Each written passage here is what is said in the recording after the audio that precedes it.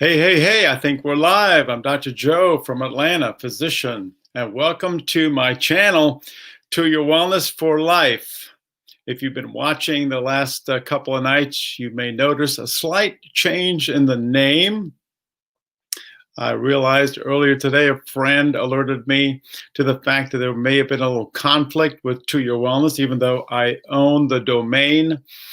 Instead of arguing about who was going to use To Your Wellness, I basically added To Your Wellness for Life, which I actually like even better. To Your Wellness for Life. Anyway, I'm Dr. Joe. I'm from Atlanta, and my purpose here is to try to get you more well and use the wellness platform for that. Remember, health is just a state of physical and mental being, hopefully disease-free, but wellness encompasses several more components. And on my green screen in the back, you can see all 9 components. I took the liberty of adding one more, the love one, because the world needs more love. And also, it allows me to have this really nice little mnemonic, self-poise, which is basically the self-confidence state of being, to use that mnemonic to kind of identify all the different components. So love that. And so today's topic is, who would you like to help but can't? And being Sunday, that's probably a pretty good topic. And it really fits in nicely with several of the different pillars of wellness, especially spiritual, right at the top there. And I'm not talking about the priority thing. I'm not talking about people who have plenty of time and plenty of money, just aren't willing to help and haven't helped. I'm talking about the individual who literally has no extra time or money, and I want to provide you some solutions for that. We all know that money doesn't buy happiness, but we all have bills, and everybody needs money now, especially your church and all sorts of organizations. And time and money, time is probably the most precious resource that we have. You can't get your time back. So everybody wants to have more time, and it's wonderful to volunteer. It's noble, exemplary, and needed. But wouldn't it feel good to be able to give more money to your church, to your charity, or your favorite organization? For me, as an obstetrician and a veteran, there's a couple of organizations that really come to my mind. One is the March of Dimes, which has an interesting history that goes back to the World War II era and FDR and the polio epidemic. And there was literally a drive using dimes, and that's why FDR is on the dime. Literally, they were collecting dimes to raise money to eradicate polio. And in our country, we've eradicated that with vaccines, and probably polio will be the next thing after smallpox that we will eradicate on this planet, and that's a good thing. So I would love to support that organization, and I know I need to do more. And even though originally it was to combat polio, it then moved on to preventing birth defects, especially neural tube defects, and the whole effort to get more folic acid and folate into the bodies of women attempting pregnancy. And now they've actually expanded their scope, which I really love, to try to address some of the other problems of childbearing, such as not just birth defects, but premature labor and the problems with prematurity. And the thing that should be really concerning to especially Americans is the rising maternal death rate that we have in the country. And that's a Facebook Live in and of itself, but just to give you a little bit of an insight on that, we are the only industrialized country that has a rising maternal death rate. Everybody else's in the developed world is going down. Ours is going up. And it's not a simple subject. and it has multiple components to it and probably multiple solutions. But that's something that I would like to personally help with. And I think the March of Dimes may be a great way to initially address that. It has to do with access to care and uh, places that deliver babies to actually deliver better care, especially in emergent situations. And there are lots of places they're doing emergency type training, especially if they're not a very busy unit. And so, again, we'll tackle that again in the future. The other subject that's near and dear to me, being a veteran, is the Wounded Warrior Project. And I was doing some reading about that. And they ran into a little bit of a trouble back in 2016. There were some misappropriations of funds, and the CEO and the COO resigned. And now a three-star general, yeah, a gentleman, three-star general, took over the helm of the Wounded Warrior Project and is really fixing a lot of things. A lot of things that they were talking about in 2016 actually weren't totally true, but it really helped. It really hurt the reputation of that whole cause. My history as an active duty Army physician goes back to Desert Shield, Desert Storm. I was stationed at Landstuhl Army Regional Medical Center in Germany when that was going through.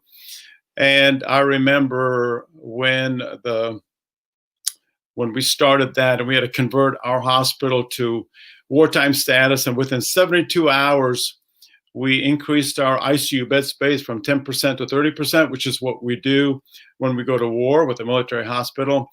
Labor and delivery became the burn unit.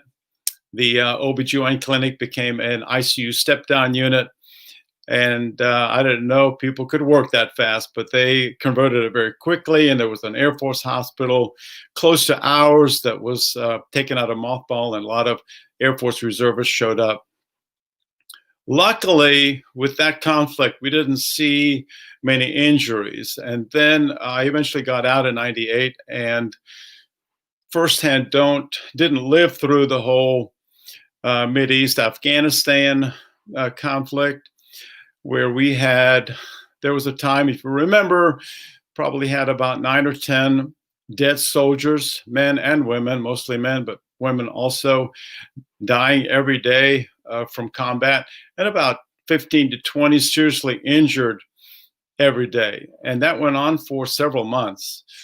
And where are all those individuals now? Again, to give you a historical perspective, back in World War II and World War I, if you got injured on the battlefield, you probably didn't survive because there really was no evac system.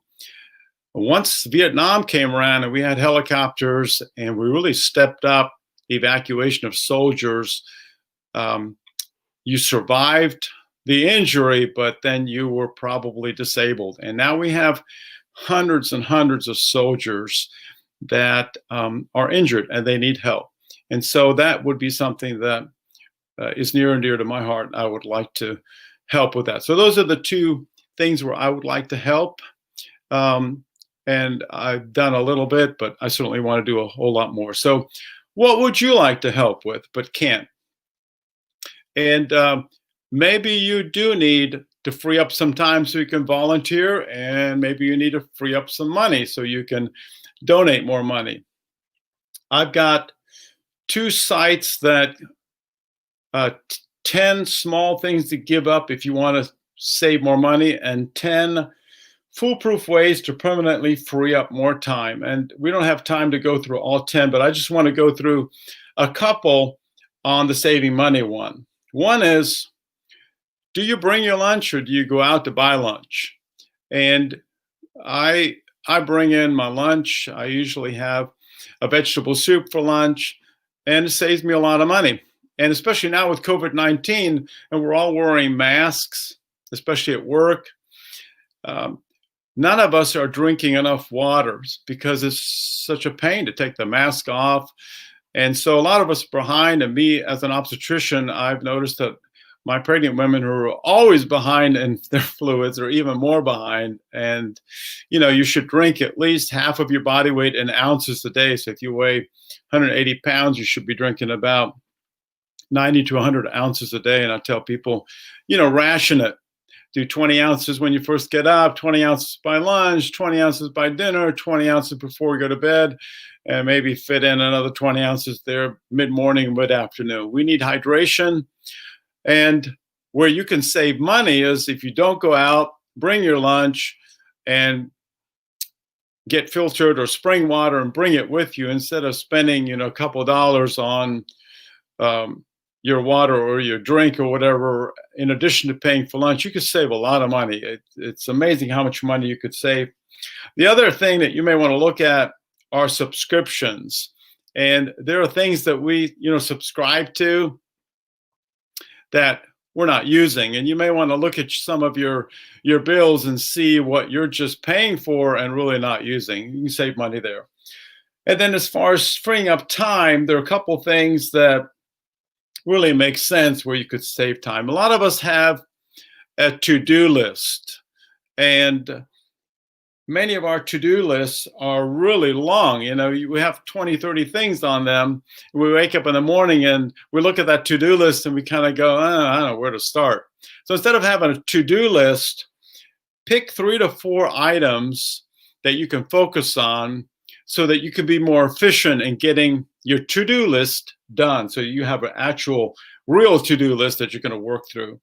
The other thing is eliminate some of your willpower drains. And now with all this IT stuff that we have and social media and email, we spend a lot of time just surfing the net and looking at our Facebook feeds and all this other stuff. And people blow a lot of time on that. So times have changed, and that would be an area where you could probably save some time if you stop doing that. You just have to put your foot down, resist the temptation. And the final thing is, who would you like to help, but you can't? So if the problem really is more time, more freedom, and you need a little bit more money, you ought to consider network marketing as a way to do that. Remember Jim Rohn, and whether you know Jim Rohn or not, he used to say, work full-time on your job and start working part-time on your fortune. And there's a lot of wisdom in that. And if you need the links to the 10 ways to save some money or the 10 ways to save some time, or you'd like me to help you with your first mile in the network marketing arena, message me. Remember, to make some change in your life, whether you're trying to save time or save money, help your charity, help your church, or completely change direction, let's say in your occupation.